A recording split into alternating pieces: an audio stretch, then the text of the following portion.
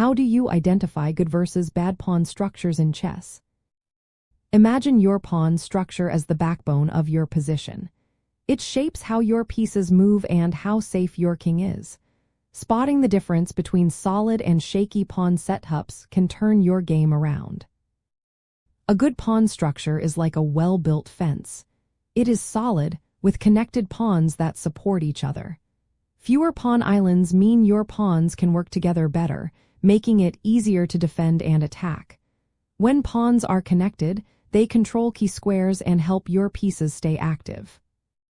On the other hand, a bad pawn structure often has weaknesses that opponents can target.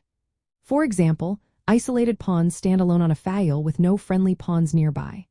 They are hard to defend and usually become long-term targets.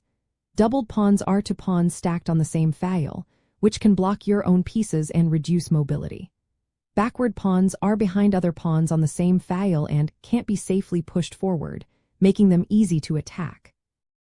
Holes are another sign of a weak structure. These are empty squares in front of weak pawns that your opponent can occupy with their pieces.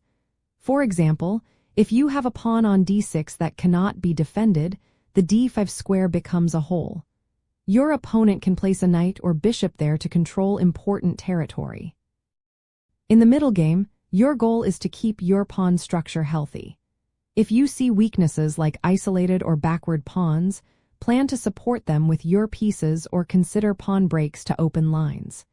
If your opponent has weak pawns or holes, attack them or blockade those squares to limit their activity. Understanding common pawn structures from different openings helps too. For example, in the king's Indian defense, players often create pawn chains that can be broken with pawn pushes. Knowing these typical plans helps you decide when to undermine a pawn chain or open lines for your pieces. A good pawn structure supports your pieces and controls key areas of the board. A bad one creates targets for your opponent. Recognizing these signs helps you plan better and steer the game in your favor.